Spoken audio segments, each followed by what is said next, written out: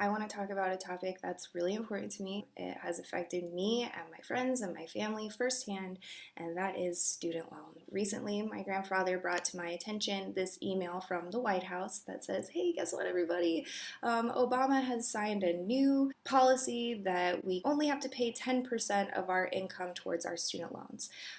In the email, one of his representatives writes, I have $75,000 in federal student loan debt, and thanks to Obama, I only have to pay $200 a month rather than $900 a month.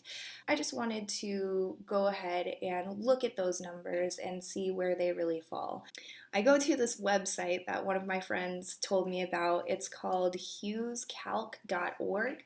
So it's www.hughcalc.org. There's lots of cool calculators on that site, can help you learn lots of different things like what you can afford in a mortgage and different stuff like that.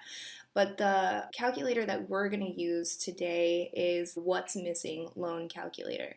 So basically what I did is I went to the website, and you'll see if you're on that calculator, and I encourage you to go to it and plug in your own personal information. But you'll see that it says payments per month, 12, so I left that because you pay them every month. Loan amount, I plugged in this guy's $75,000. Periodic payment, I plugged in the $200 that he said he was paying. For annual interest, I plugged in my interest on my student loans, which is 6.8%. And then the bottom one says number of payments, and I left that blank and I clicked the Find It button. All right, so when I scroll down, it says, you will never pay off your loan. The required minimum is $425 just to cover the interest.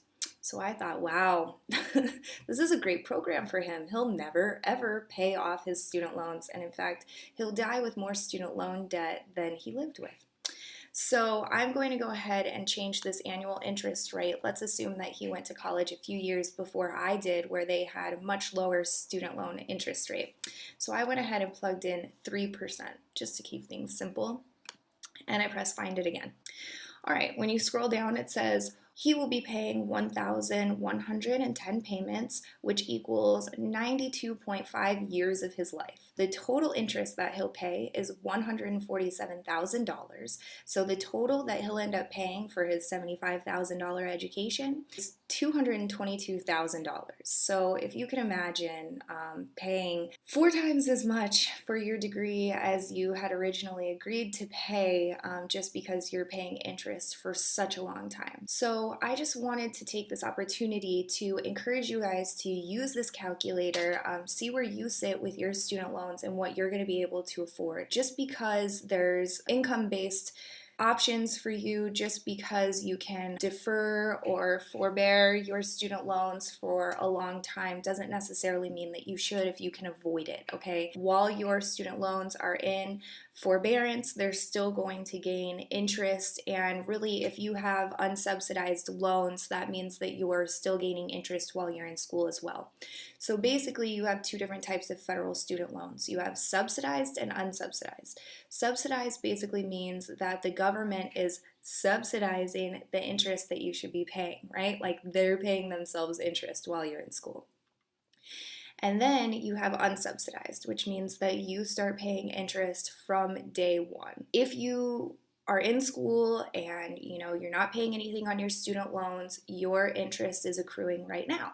And kind of what the problem with that is that your student loans compound daily. So what that means is that your interest is going to add to your principal every single day. So at midnight, whatever interest you had on your student loan adds to the principal, and the following day you will gain interest on your old principal amount plus the interest amount. So your interest will grow exponentially as long as you're not paying on it, which means that your principal will grow exponentially as long as you're not paying on it. So what I encourage you guys to do is try to pay off your unsubsidized loans, pay the interest at the very least while you're still in school.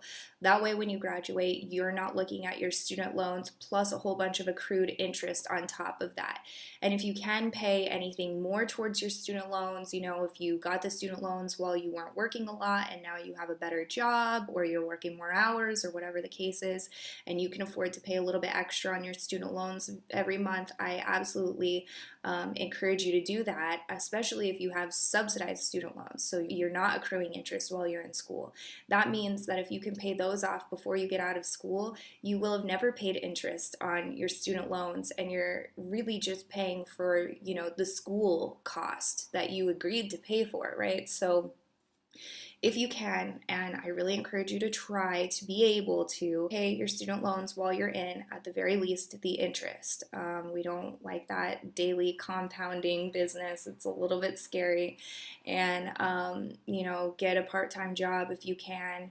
If you're in dental school and you can't get a part-time job, you're going to medical school and you just don't have time, I think that's part of the reason why those careers pay so much, because it just costs you so much to go to school. But, that just means that your belt is going to be tight the first, 5, 6 years that you're graduated. You're not going to have a lot of room, and you certainly aren't going to have any room to fail. So, that's something that we can definitely try to work on together if you want to when you do graduate. So yeah, if you guys have any other questions for me, please leave them, I guess, at the bottom of the page, or you can email me, or you can, let me know if there's other topics that you want me to give you a piece of my mind about. And yeah, we'll see you soon.